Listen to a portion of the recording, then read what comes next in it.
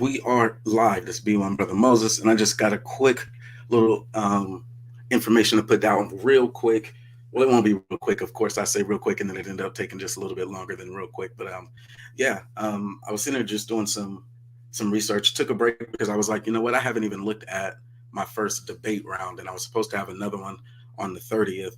Um, I guess there was a forfeit or somewhat. So I just took the points. The 130, we'll add that to my first 130. It should be around the 260 with an average of 130. So two debates should be down on the books on the SVDL. But because of that, I wanted to look back at some of the areas where I lost points, one being the PowerPoint itself. So I'll go over that.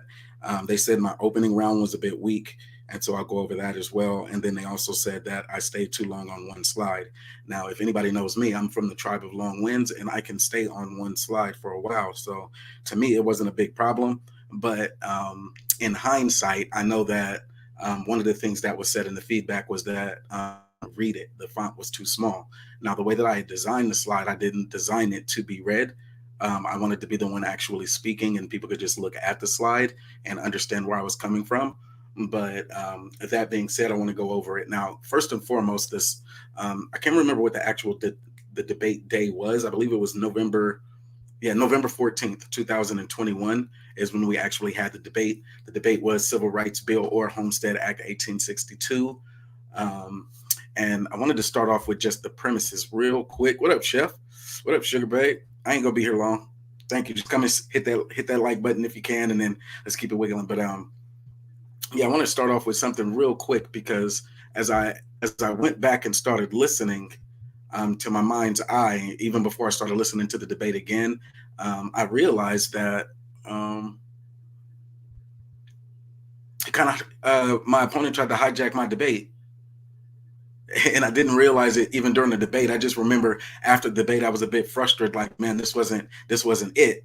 And it was because I had found myself moving a lot of my slides to different places.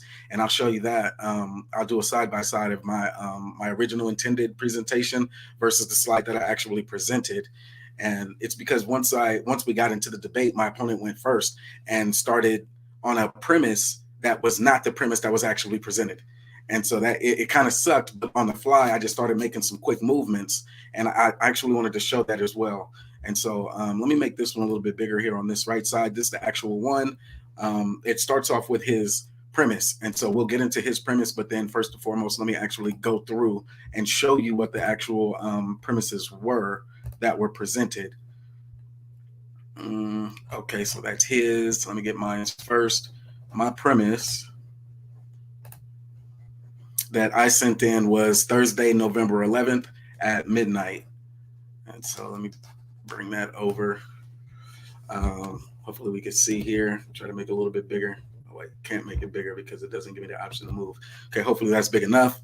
So my premise, based on the comprehensive research that I compiled to inform our audience, debaters, and judges on my position, if nothing else, I expect the key learnings will be the simplification of the land grant solution as a talking point. This is because land grants are attached to the omnibus bill coming in a couple of years. We must know more about it so others can be just as excited sharing it as when they're sharing hashtag cut the check, ADOS, hashtag reparations, FBA, hashtag tangibles, and other messages.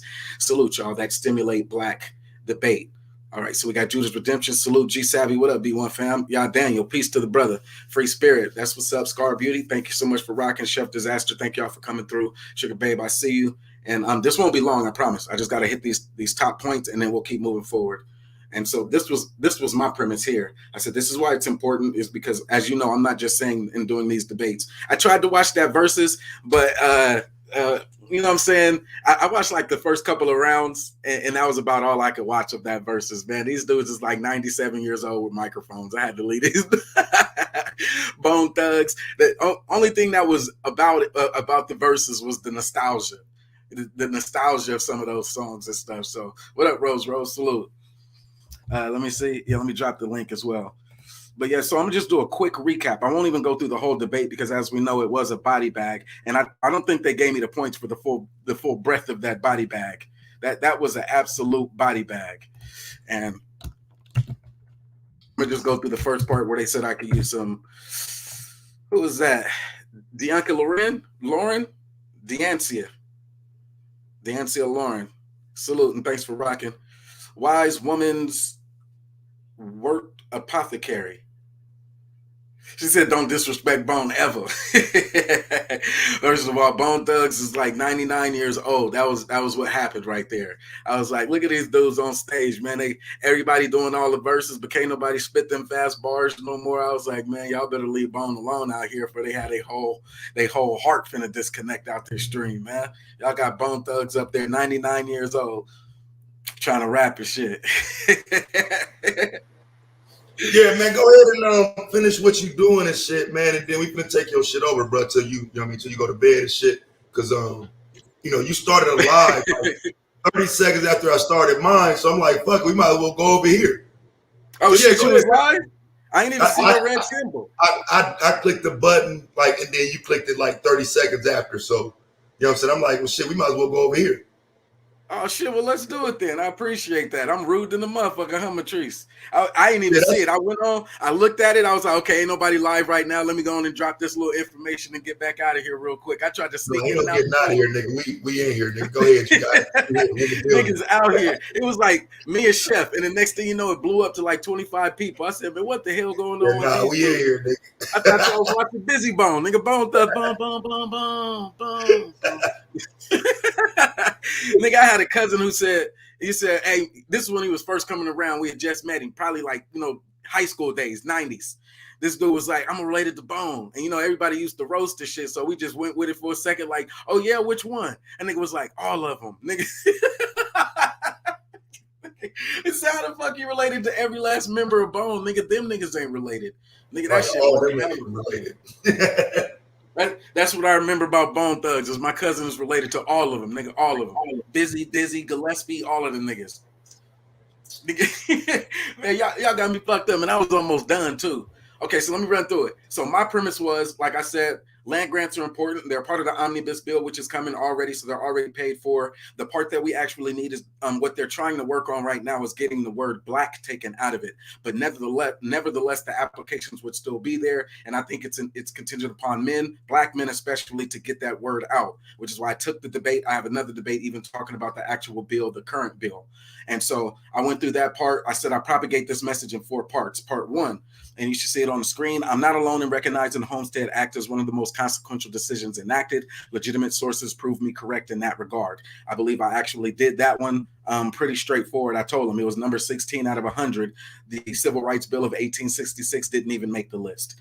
All right, part 2, I present the controversial elements of the act that disqualified many of our people, except for our colored troops. And so what I went into is the legacy of our colored troops, and that's the bulk of my presentation. The debate was about which had more of a consequential impact. It was a historical debate from the 19th century between 2 pieces of legislation, the first being the 1862 Homestead Act, which was the apportion of, I think it ended up being like 100 million acres or something like that. It was a lot of land that was supposed to be given out. And then the second one was the 1866 Civil Rights Act. And so I took the land, of course, and then my opponent took the civil rights. All right, so there were some controversial elements that I put in there. Part 3, I develop a brief timeline to aid in understanding the context of the decisions being made. And that's what I presented. And that's the one where they actually dinged me on it. They dinged me on my PowerPoint because they said I had it on that one screen for too long.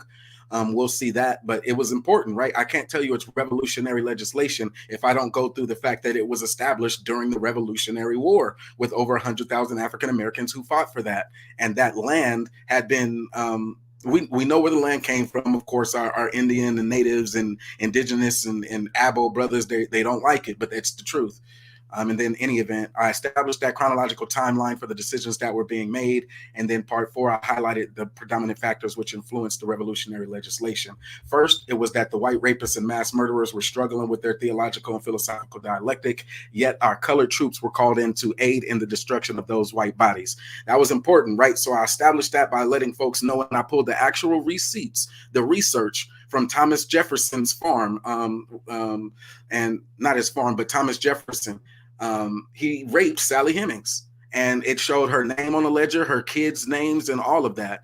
And so I actually brought that information out into the debate to show that, look, we're dealing with white rapists from all the way up and down the chain of command. These are the theological and philosophical dialectics. They think both are true, that they can love God, but at the same time, they have the philosophy that we are slaves. And so there was a contrast that they were dealing with, which made their destroying them, which made killing them a number one priority. And so to give black folks the bullets and the land to actually go and start killing white folks, I said, hell yeah, let's celebrate that. And that's what mine was about. It was about the land. It was about our ability to fight back. That's what the Homestead Act was important for. And we'll see something that happened very interesting with that. And so I proved that Thomas Jefferson was a rapist. I used the DNA study that they did on the left, and then I actually used his own ledger. So if there's any more better evidence than that, I mean, I can't go back and exhume the bones, but the DNA case study that said that they were his kids, and then his ledger that showed that, yes, these are the people that were on his farm. So we correlate her and all the kids as well as the DNA that they took later. And so, wow, we established that they were white rapists. That was Thomas Jefferson, revolutionary once again. And then we get all the way into the 1862, and we're still fighting for those lands. So I thought I did a pretty good job of establishing my premise. What we were fighting for was for land. And he said it was for civil rights. And so in my rebuttal, we'll hear a couple of different things. And I was like, nah, it couldn't have been about civil rights, because even after your 1866 bill for civil rights was enacted, they were still raping women and doing all the things that I said we were fighting for land to get away from them for. All right. So the second one, predominant factor, is that we were incentivized by those land grants. And then I broke it down for them. To kill or be killed defined our colored troops' black experience. This established that we were persons by constitution, or just by being who we are. Our service to the United States infers our citizenship, and that was by their words. As a result, land grant opportunities were available to secure our future. Now, this was all my premise. You see, I even have the word colored troops in here. As I was telling Chef before everybody came and hijacked stream, one of the things that a lot of folks don't notice is that during that debate, he hijacked mine. He hijacked my premise. So I'll show you his. Mine was on November 11th. I submitted mine at midnight. His came in like November the 12th afterwards. And so this is his premise, my opponent's premise. It says, title, which legislative act had the greatest impact on African Americans? His claim, Civil Rights of 1866. He says, my opponent takes the negative position by stating that the Homestead Act has more impact. Definition of impact, the strong effect or influence that someone has on a situation or person. My arguments are as follows. Stay with it now. The Civil Rights Act of 66 was the first law enacted by the United States Congress, clearly defining U.S. citizenship and affirming that all citizens are equally protected by the law. I debunked that. The events around the Civil Rights Act of 1866 elucidates the importance of citizenship and civil rights that protect our freedoms. African Americans are willing to give their lives for citizenship. I debunked that. I said that African Americans were willing to give their lives for land, not to be neighbors to the mass murderers, but they wanted to get the fuck away from those mass murderers. And then the third part, the Civil Rights Act of 1866 was the first of many civil rights acts that was inspired by its enactment, including the very important 14th and 15th Amendments. Now, this one I let him get away with. It's a stretch to say, well, the Civil Rights Act and then all of these ones that followed, but okay. It didn't matter in my mind sight, because at the time, any of the Civil Rights Act that followed, they were still just trying to do what this one didn't do in the first place. So if you have to continue to give these, then it already failed. So by premise, if we were already free, we were already doing everything that citizens needed, we didn't need to be their neighbors. So this didn't matter. We wouldn't have needed a 14th and 15th. All we needed to do was get the fuck out of there. So he said his conclusion was that it had the greatest impact because in a moment, 4 million African Americans became citizens of the United States. As citizens, we were able to rebuild our lives, not as enslaved people or foreigners, but as a protected people under the Constitution. Now, we know that wasn't true, because Reconstruction came and they reconstructed the way citizenship was actually expressed here in America around restricting Black movement. But in any event, this was his debate. He says, what was the Civil Rights Act of 1866? He goes into it. The nation's first civil rights law. I debunk that. The act established that all persons born in the United States, regardless of race, color, or previous condition of slavery or involuntary servitude, were entitled to basic rights of citizenship in every state and territory in the United States. The law further declared that all such individuals were entitled to the following specific rights: To make and enforce contracts, I bodied that one. To sue, be parties, or give evidence in court, bodied that one. To inherit, purchase, lease, sell, hold, and convey real or personal property, bodied that one. Well, I didn't body number 3 as good as I could have, but I know 1 and 2 I absolutely demolished. And then 4, to full and equal benefits of all laws and proceedings for the security of person and property as enjoyed by white citizens, and shall be subject to like punishment, pains, and penalties, and to none other, except when I said in 1866, and I read the quote, they were still raping our women, murdering our children, and snatching our fathers out of the home. So that didn't come to fruition, as we all know. Then he gave me 3 sources. That was from him, as we see his name on the bottom. Now, in all of this, you see nothing about colored troops, nothing. And so as I was reviewing it, I was like, hold on, man, let me come back around one more time and see what the hell happened. It said nothing about colored troops. You saw mine said we're going to be honoring the colored troops. I got nothing but war and stuff inside of mine. Which has more of a consequential impact. Can we hear that? The Civil Rights Bill of 1866 or the Homestead Act of 1862. Taz, can you hear it? All right. So with that being said, it's a little echo back there. Is sharing screen. You go ahead and share the screen for the brother, and the screen is sharing. So whenever you're ready, you could begin your opening, brother. Can you hear me? Yes, we can hear you loud and clear. All right. Family, which has more of a consequential impact? The Homestead Act of 1862 or the Civil Rights Act of 1866? Family, I take the affirmative position and say the Civil Rights Act of 1866. He takes the negative position and said, no, it's not the most consequential impact because of the Homestead Act of 1862. Family, a little bit about the Civil Rights Act of 1866, a brief summary. It established that all persons born in the United States are citizens of the United States, specifically defining the rights of American citizens or American citizenship, and making it illegal to deny any person the rights of citizenship on the basis of their race or color. And family, yes, this is 1866, not 1964. So I have 3 main arguments in this debate. The first one is the importance of citizenship. So stop right there. He says he has 3 main arguments, right? So we're going to listen to the 3 main arguments, and then I'm going to start skipping forward. I'm going to have to fast forward it because, once again, I do not have all day to be listening to this debate over again. It's already done, but I do want it to be recognized that this is what actually happened then. And I was like, damn, this dude hijacked my debate. So let's go. And the creation of civil rights legislation in the United States. My second argument is the events that impacted the Civil Rights Act of 1866 and the struggle for freedom. My last and final argument would be the enduring legacy of the Civil Rights Act of 1866. Family, the foundation of my debate is based upon this quote by Frederick Douglass, and I want to read it. A war undertaken and brazenly carried on for the perpetual enslavement of colored men calls logically and loudly for colored men to help suppress it. There is no time to delay. Liberty won by white men would lose half its luster. Who would be free to white people to do things for us? We was taking the active role. We were active agents. And that's what this debate is about on both ends. Family, I didn't, and this Civil Rights Act of 1866. In this book, the boy is pointing out that blacks were active agents of historical change. We wasn't sitting around waiting for white people to do things for us. We was taking the active role. We were active agents. And that's what this debate is about on both ends. Which is why I had to kill Du Bois later. Family, I didn't have time really to add this part into the debate. Hold on. So I want to just bring it into the open. What do you say, family? I did not have time to really add this into my debate.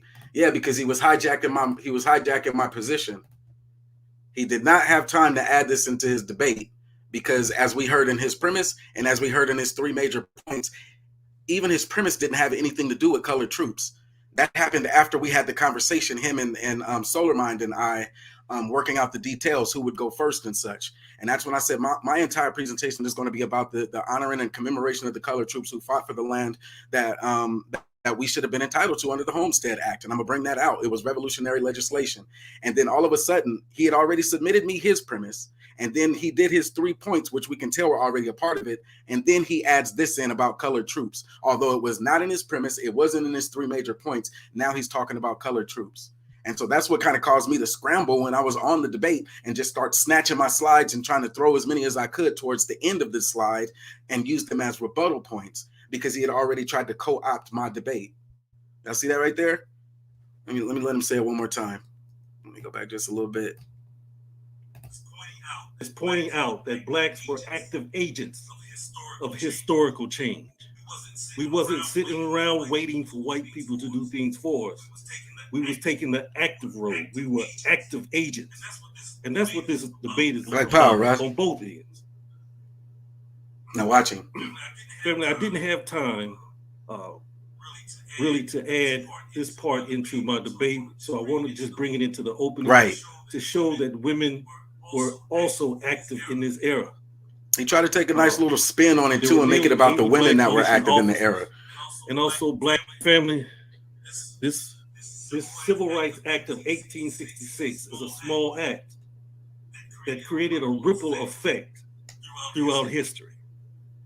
One small change can have an enormous impact. That shit didn't do shit. All right, let's move forward. All right, so as we see on the very last end of it, he says, you know, family, I didn't have time to even include that in there. He said, I didn't have time to even include the colored troops in there. And that's because the colored troops were a part of my conversation. And during the debate, he tried to muddle it a bit. He tried to muddle the debate a little bit and try to make it seem like, oh, well, our soldiers were fighting because he knew everybody would be familiar with the soldiers. But why are you even talking about the soldiers if you're starting at 1866? You're talking about the consequential impact of 1866. All right. And so with that, as we also see on the very far right side, the argument league was talking about Moses is about to die right there. You know, they wasn't against, they weren't for me in that bad boy. They were not for B1 Brother Moses once that debate first started. And it didn't happen until we started having some who already rock with the B1 network, Taz exclusives, Nala says, who started showing up inside of the debate where you could actually start seeing some change happen. But before that, nah, it was not for B1 Brother Moses inside of that arena. And so with that, I'm going to go into my first round. I showed you what my premise was as well as his. And now this is, I completely lost it. When I started hearing that colored troops, I lost everything. And it looks like this. This is how many tabs I be having open. And so I was like, oh my God, I could not get back to where my premise was. So I got this B1 network analysis that I want to present. It's from the comprehensive research that I've compiled to not only be educational, but you know me, I can't have a boring lecture. So I got a lot of the pictures on there that I've really incorporated to stimulate some thought. B1 Network salute. Thanks for joining once again. I'm finna hit you with a little information, but first start off with my executive summary, and then we'll go into more information about the Homestead Act of 1862. Purpose is to show gratitude for the colored enlistment contracts to bear arms against the European rapists and mass murderers in the 19th century America. That seemed pretty straightforward. So when they gave me low points on my intro or whatever this was, the premise round, I was like, how? I gave you my purpose, what I'm going to be doing here, very clear, plain, simple language. I put it on the screen. And the entire debate, you'll hear me talking about the different war and the reasons why we were fighting for those contracts to have land. So I didn't understand how I got such a low score on my opening, but I digress. I ain't playing. Then to develop that counter narrative to the Eurocentric hate cults and their historical apologetics. That one didn't get fleshed out as much, but he did try to say, oh no, it was for the white supremacists and Moses is trying to rewrite history. I was like, nah, bro, you are absolutely wrong here. What you have not read doesn't make me wrong. I'll say that one more time. What you have not read does not make me wrong. You may have read a whole lot of different reinterpretations or reimaginations of history, but from what I have read, I was right here. I was absolutely right when it comes to the historical ramifications of the Homestead Act, that it was fully intended for African Americans to actually get the fuck up out of there. The Emancipation Proclamation was the eviction notice to get people to fucking leave, and it took courage. And unfortunately, everybody didn't have the bullets and the courage to actually just get up and go. I mean, but shit, that's where we at. And so I thought I did pretty straightforward. This is what I'm here for. See, I got to debate the information, not just the individuals here. I wanted to outline it in the B1 format, specifically because what you'll see at the center of it is the commodities or the products that we want to produce. and using Neely Fuller's, where we call it the 9 areas of activity, I'm gonna swing around in this content and show you that these major experiences are already there, and we're already benefiting from that struggle. And I thought this was actually I thought this was the killer right here. I hear all of these debate dudes in the SVDL talking about the Neely Fuller's 9 areas of human activity and shit. But watch how I freaking bodied that concept even here. But in any event, I told him I'm finna be talking about war. War was about land, and then this is like the through 2-3 minutes. So with that, I tell you that this conversation is finna be about war. It's finna be about land. It's finna be about ownership. Definitely about property rights. They considered us property. We wanted to have our own ownership over ourselves and our family. They considered themselves the sole proprietors, business term, of all the land. Our major objective was to acquire land. And all of the pre-revolutionary up into the Civil War, we fought in all of those battles, incentivized by land. One of the ways that we got mixed up was on this salvation concept, this theological debate versus the philosophical debate. This is about lineage, though. And what we'll come to find out is in Louisiana, after the Louisiana Purchase, I'll just give you a taste. It was called freedom suits, where hundreds of cases were actually filed already, where enslaved people or people who were free but were trying to be held in captivity, they were able to actually sue and win. All of that leading up to the Dred Scott case. So we got a whole lot of context that we have to deliver here. Not bad. Let me take you back. The overall summation is that the Homestead Act of 1862 is worth fighting for. I'm going to give you quite a few of the precedents, those key events that influenced the enactment of this revolutionary legislation. I'm going to go into some of the challenges. You know, I take my blows on the chin. We had to kill a lot of Choctaw and Chickasaw. Hold on, I'm going to give them the precedents. I'm going to give them a couple of the challenges. We had to kill our own people, Choctaw, Chickasaw. Those folks. Blood-soaked soils. We have mass graves that we can't even uncover because people still feel like they own this land. Mass graves. We can't even get our people because they put the businesses on top. Not only were there several hundred freedom. This is the one. Now, they dinged me on this one, but this is just a graphic.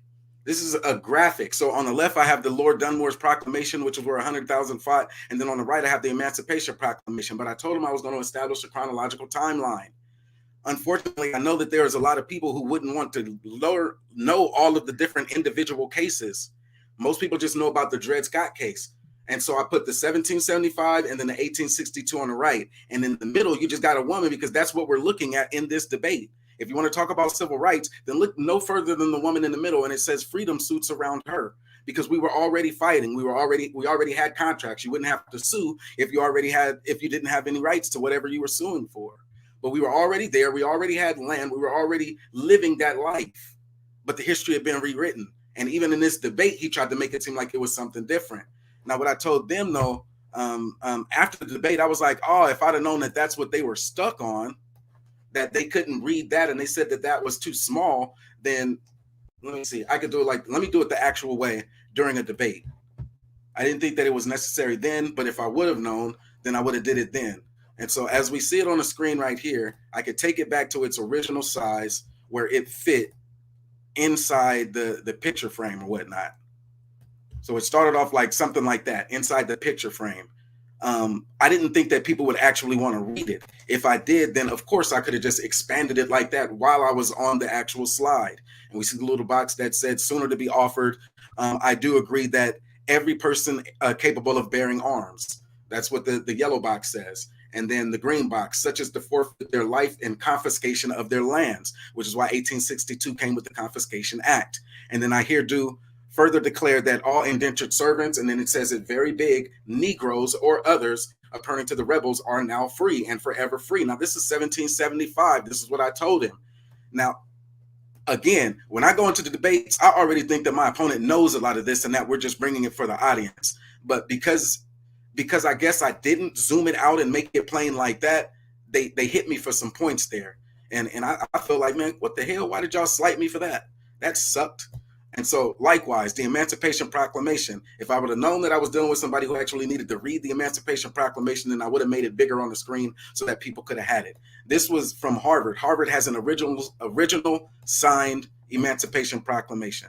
So that's where I went and I got the actual screenshot from. But of course, we could have took those off, put them out of the picture frame, put them back in the picture frame, because this is my slide material. I wasn't just making a slide for the sake of making a slide. I keep these, put the little purple back on the background, add the little lady back on. I could grab the dude and put him back on if I wanted to. And that's the slide that we're looking at. Hold on, let me add the dude back on. That's what we were looking at. And so because they were looking at this rather than listening to me, they docked me points. And so I was like, okay, well, now that I've learned that, then I know on the next time, then I can move the guy off and actually go through it. Look, 1775, Lord Dunmore, and then actually break it down that way. But shoot, now that's in hindsight, though. That is in hindsight. But they docked me for it. So I was feeling like, man, what the hell just happened, man? What the hell just happened? All right, so let's move forward. Number one, he hijacked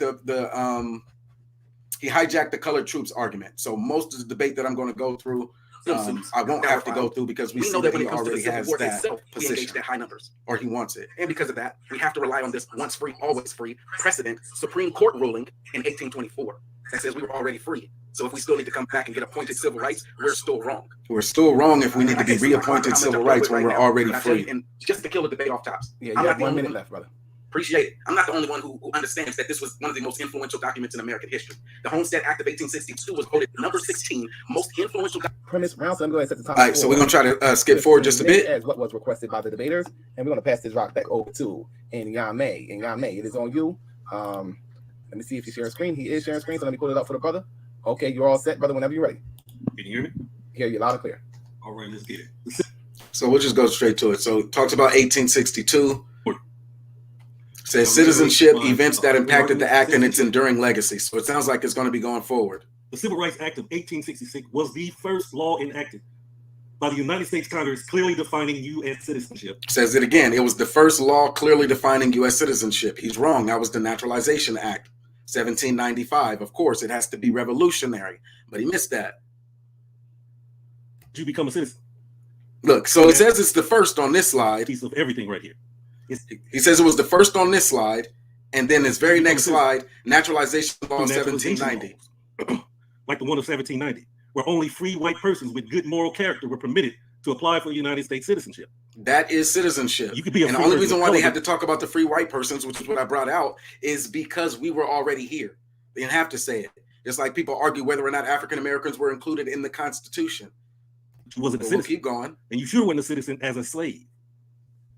Let's make that point very clear. And so he keeps saying as a slave. Civil rights are essential. All right, so I'm going to keep showing you as we were free. Central components of democracy. Because they ensure your freedoms, your government constitutional freedoms. They ensure your American freedoms. Civil rights were born in the struggle for But freedom no, they didn't. by African Americans. We are the centerpiece of what it means to be free in the United States. The Civil Rights Acts, as American citizens, asserting their rights on their own native soil. So what they're saying, family, is that they're going to begin to fight for rights because they were born here. And that citizenship... Again, so he says the 1866 Civil Rights is what established us as citizens. And then look at this bullet. See, he should be glad that I wasn't able to view his presentation while he was presenting, because I was in the back of the StreamYard. I didn't see any of this during that. Because again, he says this was the first one that established citizenship. And then look here, at 1855 National Colored Convention, delegates gathered as American citizens, asserting their rights on their own native soil. Again, because like I'm telling you, we already had soil. We already had land. We were already what he would consider citizens, just not a federal recognized citizen. We were citizens of the states that we were at, and we had already fought for it. Like it almost goes back to the basic level of history, the free states versus those slave states. You know what I'm saying? The free soil versus the slave soil. Kansas burning and the Missouri Compromise, all of that. It's almost not acknowledging that there were already states that did not want to have things to do with slavery. That the folks in the North, while they were eradicating slavery, yes, they did have slaves, but there was also a great portion of African Americans there in that 400,000 at the time who were not slaves. So what were they? Again, Naturalization Act, you only had to tell white people that they were citizens. They were new, they were immigrants, they didn't know what the hell was going on. But the blacks were already here. You don't got to tell somebody who already own lands, they have stores, businesses, they provide services, whatever it is, that they are a citizen or free. That concept was being created for whiteness, not for us. We were here already. But in any event, we saw two contradictions just in his very first slides right here on his first round. They said I lost his opening round as well. They gave him like a perfect 10 for this, even though his first and second and third slides contradict each other. But we'll keep going. This is the one where the debate actually hinged upon. He says Dred Scott versus Sanford, 57, argued in 56, decided in 57, when they said black people, whether free or slave, were not American citizens and could not sue in federal court. So again, this is the same thing that I keep asking.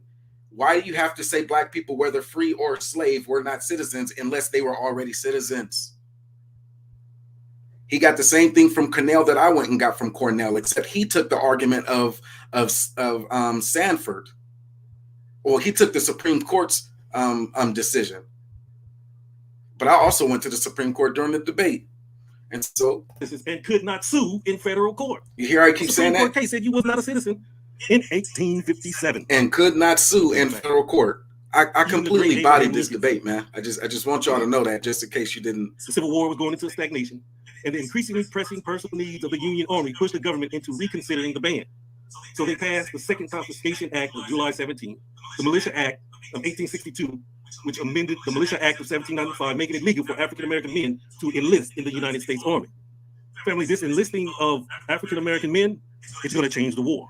Not only does it change the war, but it changes the hearts and minds of Abraham Lincoln. This shit is crazy. Like, even now as I rewind it again, I said it was revolutionary legislation. He said nothing about the revolutionary. But now on this one, it passed alongside, passed alongside the Second Confiscation Act on July 17th, 1862, which I showed you from Lord Dunmore, the confiscation of land that was being fought for. The second confiscation was passed here, which is the same thing that I'm saying. They took the land from those people and they started to delegate it to other people. The Militia Act of 1862 amended the Militia Act of 1795. Again, why? Making it legal for African-American men to enlist in the United States Army, because in the Revolutionary War, we were already fighting and killing those white people who were getting their land confiscated. We were just doing it again. And again, black folks were here fighting for land again. And I told them the places. Louisiana, we were fighting against Spain for that Spanish territory, because Spain was the one that kept saying, hey, if you all just come down here, you will be free if you baptize under the Catholic Church or get baptized. And so I was like, wow, again, he's saying the same exact things that I'm saying, even though this was not his premise. I got a 130, Blue. This was not his premise, but he hijacked minds. You saw his premise. You saw his first round. It had nothing to do with soldiers. And so what he did was open up his entire debate, not based off what he was going to say, but off rebutting or trying to say what I was going to say before I was able to say it. I'm going to say it one more time, just in case somebody missed it. I showed you what his premise was that he sent to me. And then I let you listen to his very first round where he told you what his 3 points were. And then as we look at what he actually opened up with in this premise round, it's about the soldiers again. Because he did not actually debate his debate. He debated against what he knew I was going to be talking about.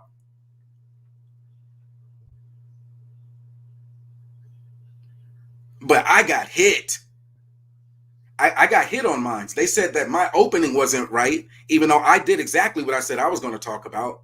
I said this is going to be about war. It's going to be about land and property rights. We're talking revolutionary legislation, meaning it started in the 1770s, and now they're rebringing it back again. And then look on his slide. It's saying the same exact things. The Confiscation Act that happened in the Revolutionary War. The Militia Act, which happened in the Revolutionary War. So what he actually did is, like, I'm going to say it a fourth time.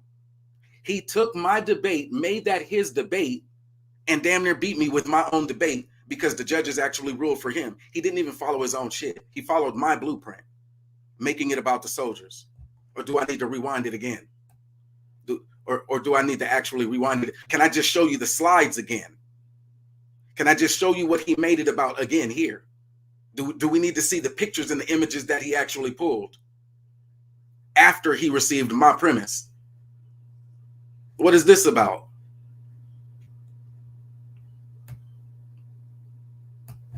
The fight for freedom.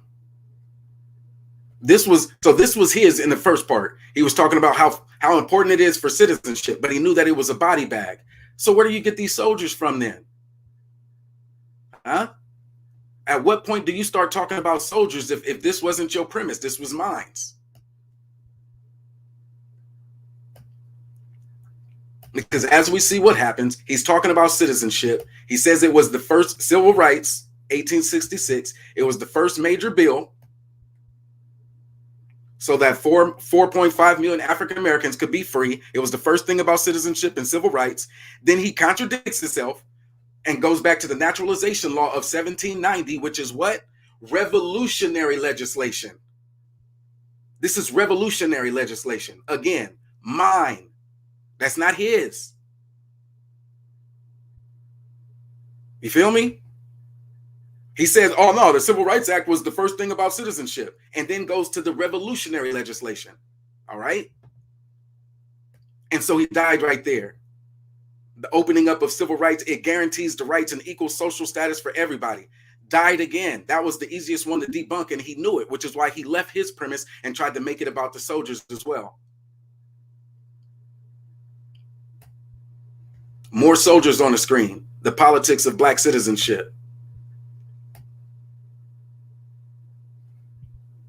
I mean, I could keep going. I could keep going. I could keep going. 1861, the legislation that I was referring to passed in 1862. It was the first legislation. Yeah.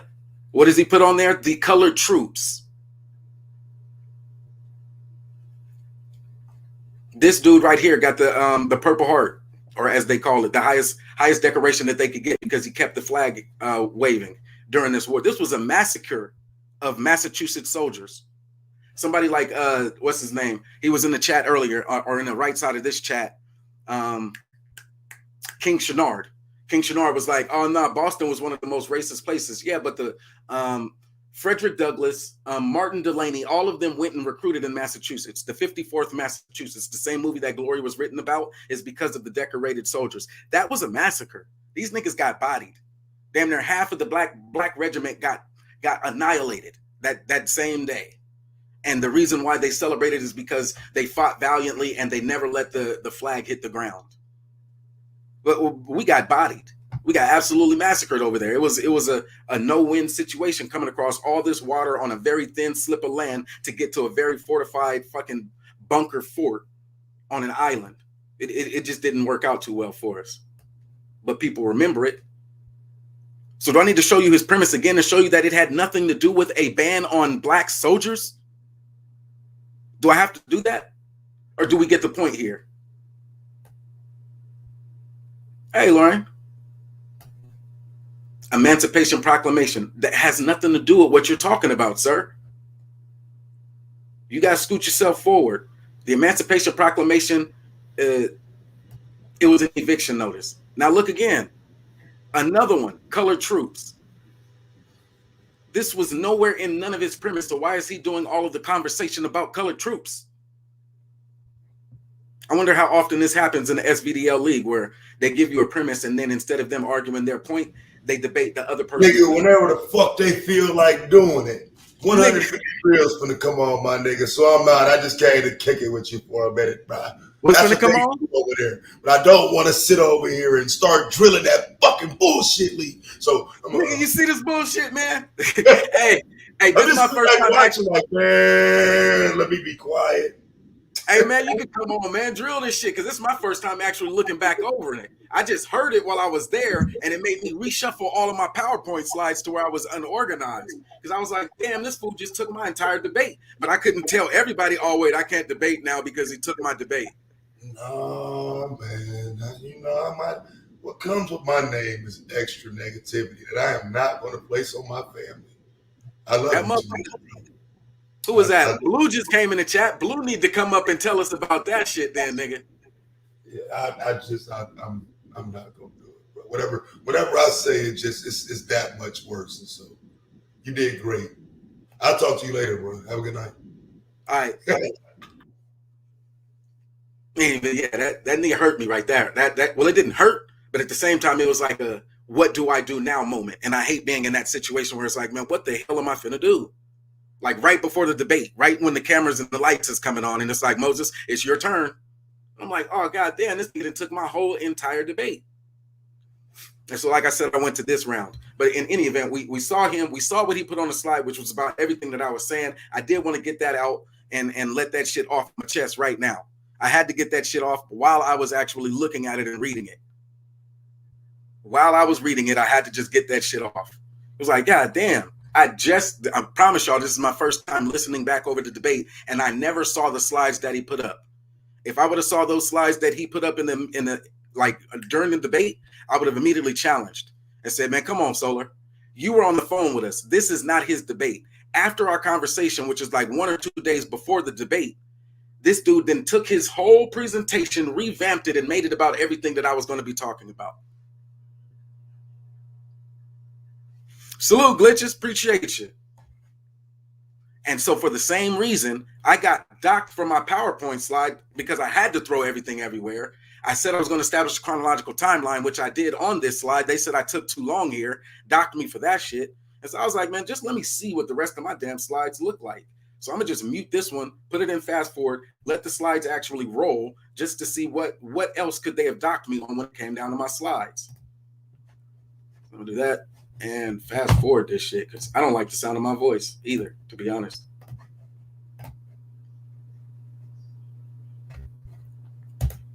So I said, how does that happen? I haven't even told Nyame. And Nyame just going to have to talk to me about that.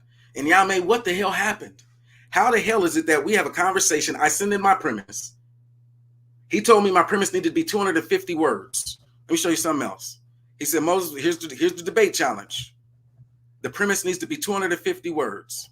I sent in my premise. It was 250 words exactly. Excuse me, real quick. I don't like to just say things just to be saying it. So this is his. Here's my premise. 250 words exactly. I'm gonna open it. Just so motherfuckers don't doubt me. Let me. I don't know if it'll do it in Google Docs. If it'll count all the words. Let me see. Does it have the counter down here like the other one does? Google Docs don't got the counter. That's only the Microsoft Word. I can try it this way. Copy. Open on one of these. New. Control V. Here we go. I'm not playing. I am not playing. Copy paste. 250 words. Right here. 250 words. Exactly. All right, that was the premise. All right, that's what he told me.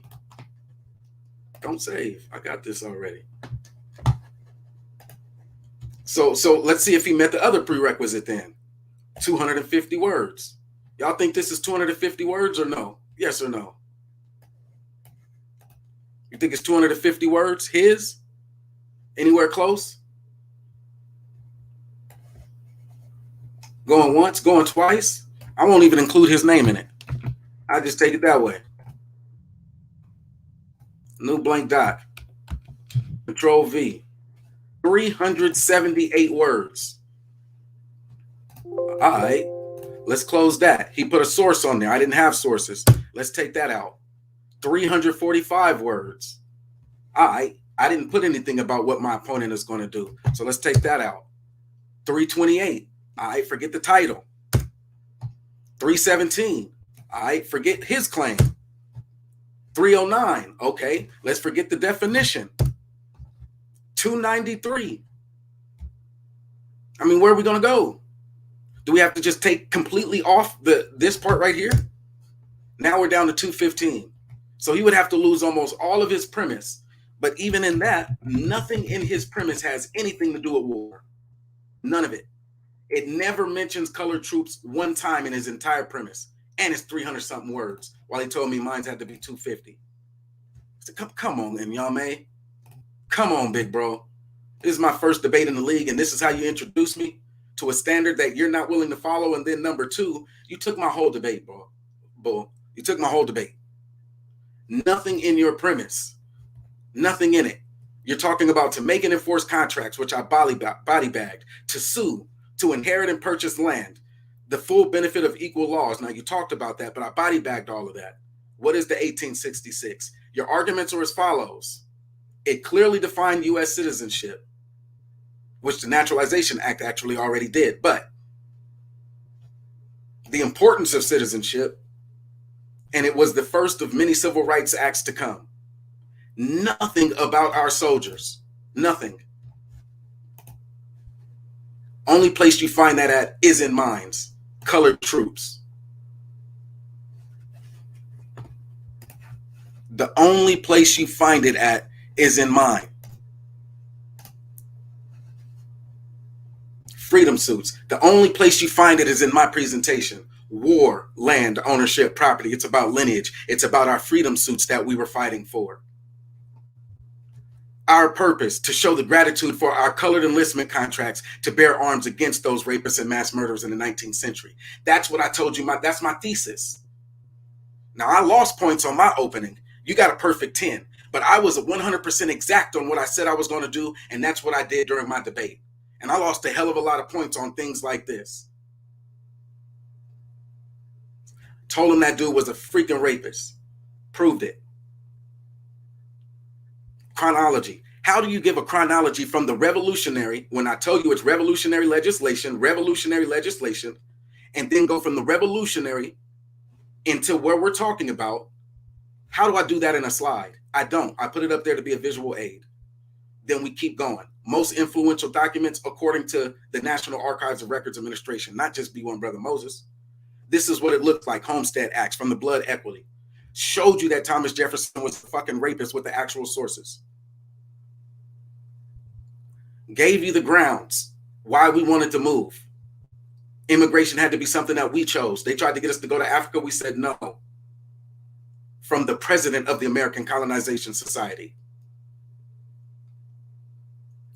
The View of American Slavery, published in Massachusetts Anti-Slavery Society, debunked everything that he was talking about. Under the protection of the American law, we saw men putting those asunder whom God had joined together, tearing the husband from the wife from the husband, the parent from the child, yea, even the sucking baby from the bosom of its mother. That's 1866, after his civil rights was passed. So if they're still tearing the black family apart, then what the hell did the civil rights do? And that was a body bag. And he tried to go with the Dred Scott case saying, oh yeah, that showed that we weren't. I told him it was the opposite. The only reason why they had to say that we weren't is because we already were.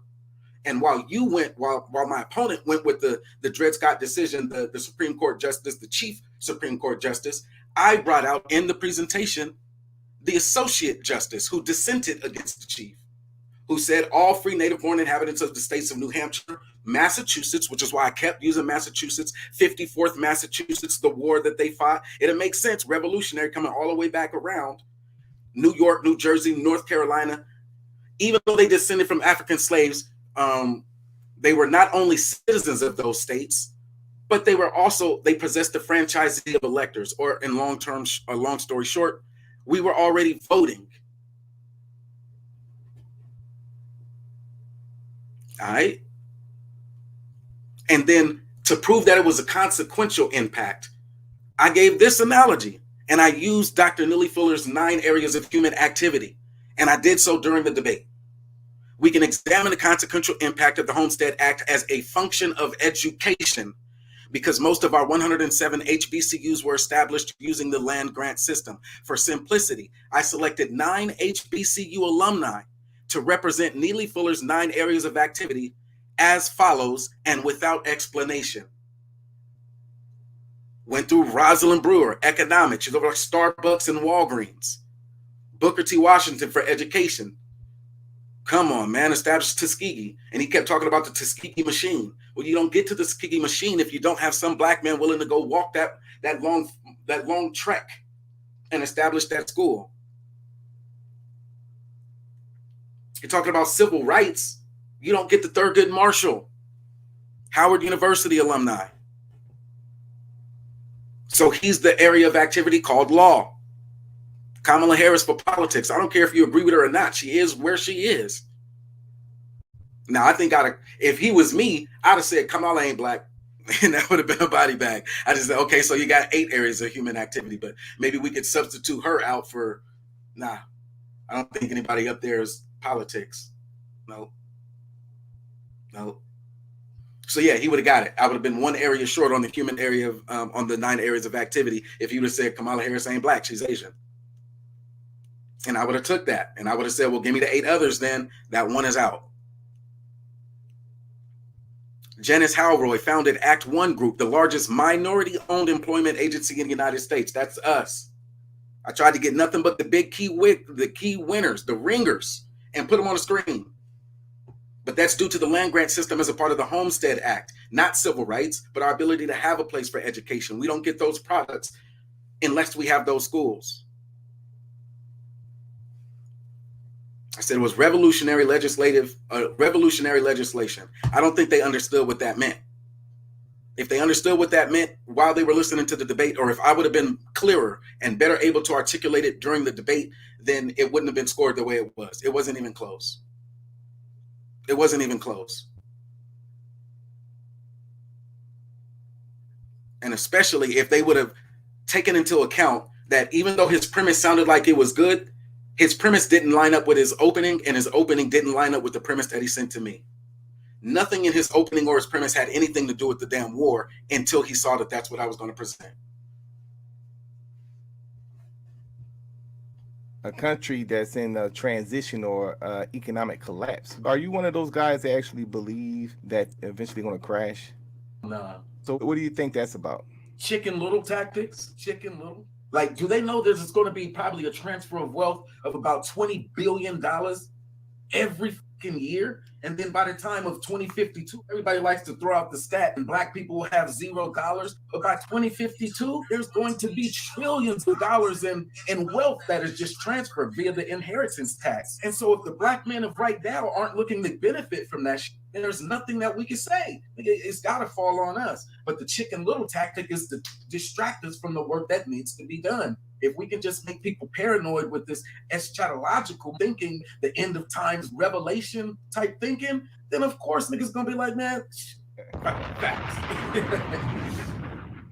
I was gonna play that during the debate, but I realized that would just be going overboard, since he already wasn't trying to live up to. Well, he was, and I don't even think that it was a deliberate. I'm finna just take what Moses is presenting and make it. I'm finna take what Moses is presenting and I'm going to use that in my debate. I just think that when we had the open conversation, what I said then was so powerful that he had no other choice but to make it a part of what he was talking about. And I don't mean to say that as like I'm conceited or arrogant, but I want to give him the benefit of the doubt. There was no way he was going into his debate talking about colored troops. None. He didn't have any information about the Bureau of Colored Troops. That's what I was bringing. And so the last thing that I want to do, and I'm going to let y'all get back to it. Thanks everybody for coming and rocking with it. I just want to show the compare and contrast between the 2 presentations, the versions that I had. So this is version number 4. And we'll see what ended up happening to it. Let me do it this way. I want to do a nice little side-by-side so we can actually see what ended up happening during the debate, how everything got snatched right out of order. So I got that one, and then let me try to open up the other one if I can. File, open. Now let's just go the difference between 3 and 4. So 3 is how I would have went into the debate, and then 4 is after everything had to be thrown left and right. And so I'll open up this side just a little bit more. Excuse me. We can go 1 for 1.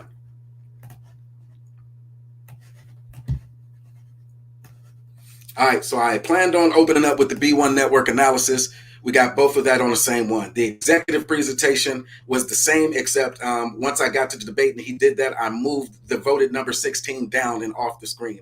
Went to the purpose, so the purpose stayed the same. 4 was the B1, so that stayed the same from my opening round. Remember, this is still just my opening. I was going to go into the Sanford Encyclopedia of Philosophy. One easily understandable version of the theistic moral argument relies on an analogy between human laws promulgated by nation-state laws and moral laws. So that's what I wanted to go, because my entire debate was going to go down the track of we were killing in a way that was similar to manifest destiny, that it was our responsibility to do it.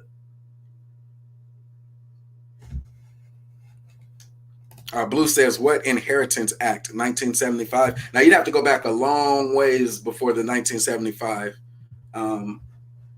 It's in, let me see, inheritance tax. That's what you don't want to look up, is the inheritance tax. It essentially makes it free for them to pass on land as a gift without it being taxed at, at its value. $1 million worth of land doesn't get taxed at like the 22 or whatever it is %. All right, so 6, 7, 8, 9, and then I had the one that I was going to open up on. So all of these were content with the little subsections that I was going to go off of in my original. So you see, I got the little note sections and everything down there off what I was going to initially do. That was all leading up to the war, though. Blood equity. Captain William D. Matthews. Let me just go on and let you know that this is exactly what it was. And so according to the National Park Services, Kansas was the first North state to recruit, train black soldiers into combat during the Civil War. The first Kansas colored had earlier been recruited as a state unit in August of 1862. That meant it was now legal for free blacks and former slaves to fight back against the institution of slavery and seek to abolish it through armed resistance. And then I went in through how they started putting the pressure on Abraham Lincoln, which is the same quote he used. So I had to grab that one and throw that one all the way down. Right? He used this same one. So I had to grab this and just throw it as far down in my slide presentation as I could, because this was my lead up. I was like, oh, damn it. He just took my entire premise. It's like, look, this is why we're fighting for war. So how do we get that land? Current update was the battlefields.org, which shows you the land that was being confiscated that we were fighting for. The Militia Act from the Revolutionary period, where George Washington said, hey, let's get some of these black troops involved, let them bust their guns. Lord Dunmore came and said, man, let me get 100,000 of them black troops, let them bust their guns. And so that's why they tried to kill the Black Militia Act, but we were already fighting in militias. I ended up using that one as a rebuttal, so it didn't go too far bad. Odds were 5-1 against us during the Battle of Island Mounds. Again, that's those Kansas brothers. Kansas and the Mississippi Regiment. Everybody hates the Confederate flag or the Confederate war banner or the Mississippi war banner, but this is where the African Americans and the Cherokee were fighting against those white folks in order to open up that lane towards Western expansion. They were opening up the lane. The valor demonstrated by the Cherokee Negroes paved the way for more black regiments, including the 54th Massachusetts, depicted in the Morgan Freeman Denzel Washington film Glory. The 1st Regiment Kansas colored volunteers secured land for black homesteads in Mississippi and Kansas. The source, The Affairs in the West, New York Times newspaper, Wednesday, November 19th, 1862. Why was that important? Because the debate was November 14th. So I thought I was going to be slick by actually giving some very relevant time-bound information. But it didn't work out that way. It said page 8, columns 1 and 2 commemorates the battle for land rights. As black media, we honor the blood they shed too in this debate.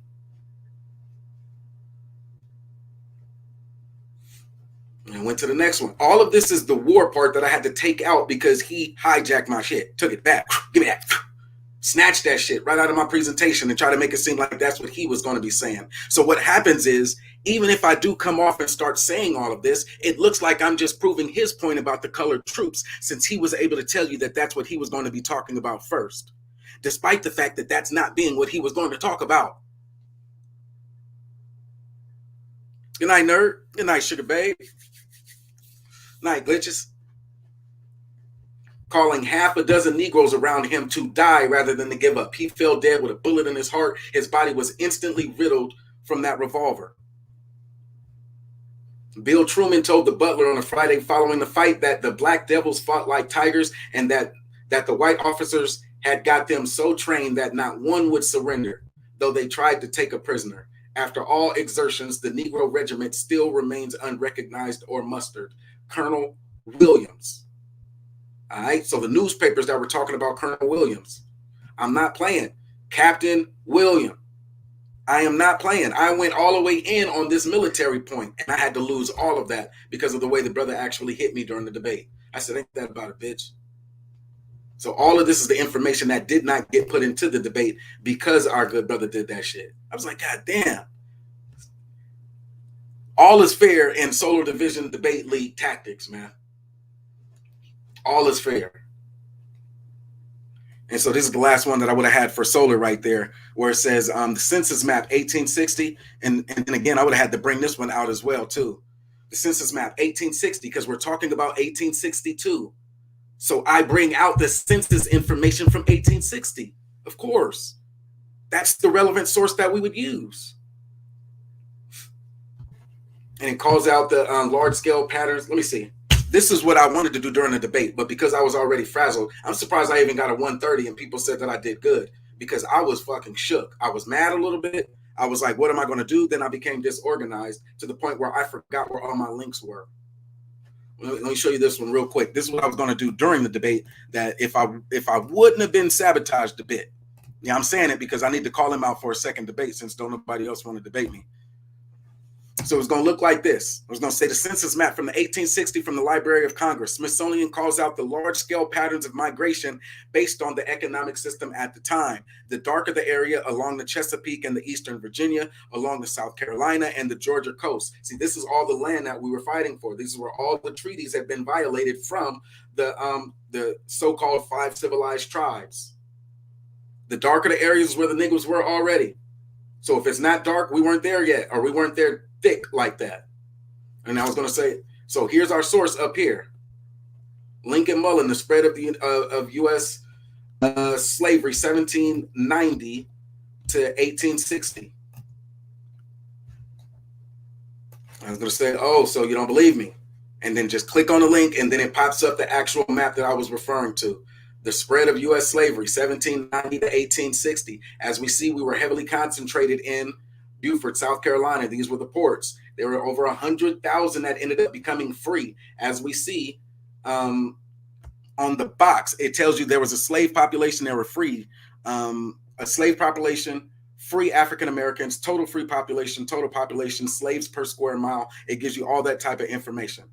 And so we're going to start off. This is where our boat came in for Brother Moses Jenkins. There's over 50,000 here. And this is back in 1790. Again, I told him it was revolutionary legislation. So we're taking the things that happened in the Revolutionary War, and we're saying these things happened again, which made the land grant or the Homestead Act more applicable to us. 1790. And so I was going to move it all the way over so people could see, especially like Solar, that we were already moving west anyway. We were already moving west. What we needed to do was get beyond this Mississippi. And that was the fight in Kansas. Because burning Kansas and the Missouri Compromise up here, they started telling that those would be slave. Texas said that they wanted to be slaves. So we had to come this way. We had to. And this is just a depiction, a map that shows you what happened based on the census numbers. It's not, oh, you can't debunk this information, but it is what it is. One of the things that I like to call out is when you look at it, if they want to talk about land and land being broken down, it's already in its big acreage and town settlement. It's already mapped out like that. This is what we're talking about when we're saying the 40 acres. We're talking about one of these. Instead of it saying Woodson, it says anonymous. Instead of this saying Godfrey, it says, who else is in the chat? Bay Area Prepper. This huge one right here. Instead of it saying Hunter, which a lot of folks got Hunter in their last name.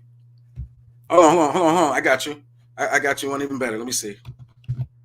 Oops. Nope. Can't drop that in there.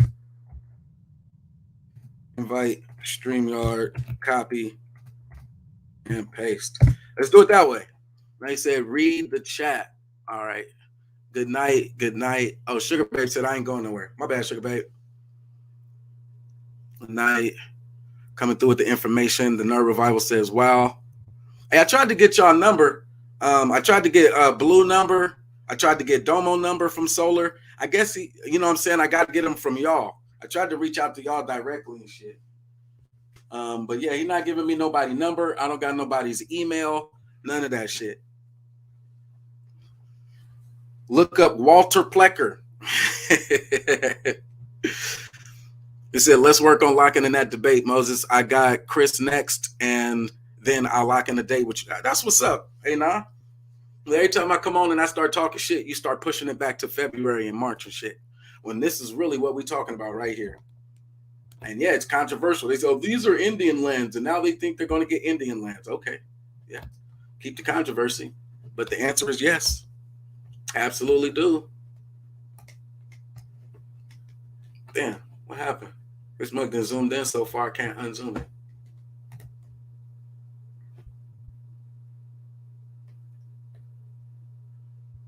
Damn, what the hell happened? Oh, okay, here it is. The spread of American slavery. Oh, I like these. If there's one more thing that I could say about it before I let y'all get back to it, I don't see nobody hitting the link, so yeah, I'll keep going. I like the resources like this because I know that there are a lot of people who are more interested in going back and looking over some of the documents that their grandparents had and saying, look, we came from, you know, this part of Oklahoma and all of that. One of the things that I found helpful, and I'll just say it and leave it at that, is when I started doing my research into our family and where they said we had come from, of course, they were like, well, we came from Esau, excuse me, great, however many granddad Esau came from South Carolina, Charleston. Well, damn. Oh, shit. No, this ain't the right one then. Never mind. There's one of these visualization maps that I use that actually allows me to go all the way down into the like the different counties. So then when I was looking at the different counties, the names started to make sense. I started seeing some of the similar names, the John, the Williams, and then we were able to get all the way down to the plantation. And my mom actually went and took some pictures over there, something like that. I think she got some pictures from some plantation somewhere. I'm not sure it's the same one, but I know she actually went on hers as well. But again, that's a different side of the family. Anyway, long story short, inside my presentation, I had so much lined up that I had planned on doing. When I finally got to the debate and the lights were on, Bruddy had took my entire freaking debate. And so while he was sitting there talking, I couldn't look at the screen. I was too busy snatching these slides off. As we'll see, the one on the right is version 3. The one on the right is the one on the left. This one is version 4. Get all the way down to 6, 7, 8, 9, 10. And then the one that I actually had to present that day, had to grab some different slides, move them up the chronology, move this one up, move all of my war stuff down, prove that he was a rapist first, and then try to go this way. He did the Dred Scott case, so I went to the rebuttal to the Dred Scott, which was the associate justice. And from there, I went into the bigger consequential impacts. So yeah, I had a whole story about the war and building it up and making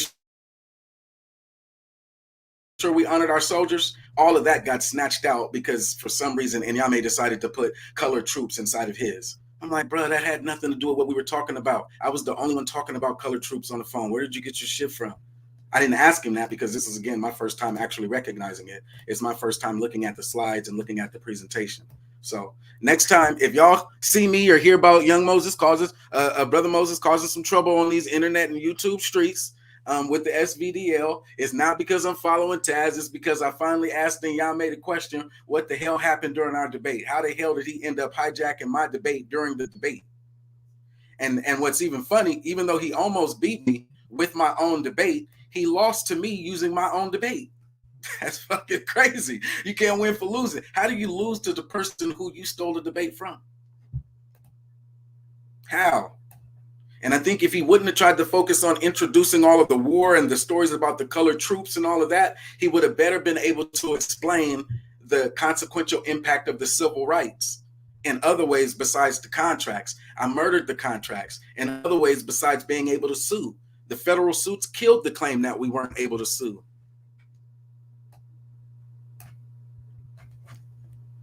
I am.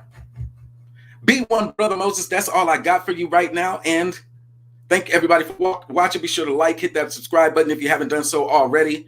I didn't want to keep y'all here long if it wasn't for Taz coming over. And my bad, I did not mean to interrupt everybody that was already on the Taz stream. I know y'all was probably kicking it, having a good time watching that the versus battle between boom, boom, boom, boom, boom, boom, boom. I know y'all was probably watching Bone Thugs and Mafia, 3-6 Mafia get on up there and do their thing. And so I apologize for that. You know, that's still going to be there. I had to get this off. And in fact, I didn't send out no notifications. I didn't tell anybody I was going live. I just fired it up because I was like, damn, this dude took my shit. Like, it was literally just that fast. I was like, this dude took my shit. And so I was like, man, let me record this before I forget what I'm saying. And let me actually prove it on the screen so that they don't say, oh, Moses just lying. He claimed jumping or he clout chasing. No, nigga. I showed your premise that you sent me before we shared premises. I sent you mine first. I got yours. Even though you already had mine, when I got yours, it had nothing to do with colored troops on there. Then we had the conversation with Solar. And then when we get into the debate, you start off saying, hey, I didn't really have a lot of time to do all of this when it came down to the soldiers. And then we get to your premise and it's all about the soldiers? Come on, bruh. Got to be kidding me. You messed up people liked it, so I give you kudos, but you messed up a hell of a lot of good information because I was going to hit that soldier part way harder than what you did, bro. So in any event, now that I've shared the soldier part, I've told you the story about Kansas. We needed to open up those gateways to the west. We did that because the Mississippi is a big-ass river. We didn't have the big-ass Mississippi bridge that we have today. And so the places where we could cross over that, like in St. Louis or Kansas again, and the Mississippi Mounds area, we needed that. We needed that area, and we won. Our people, the blacks and the Negro Cherokees, we fought right there against those Confederates who were looking to burn those bridges. They were looking to burn those bridges to the west. And so the black folks ended up holding it down. They held it down. Other than that, man, I don't got too much more to say. Let me see. Do a video on the subject. Brother Moses, do a video on the subject. Oh, on the actual Homestead Act?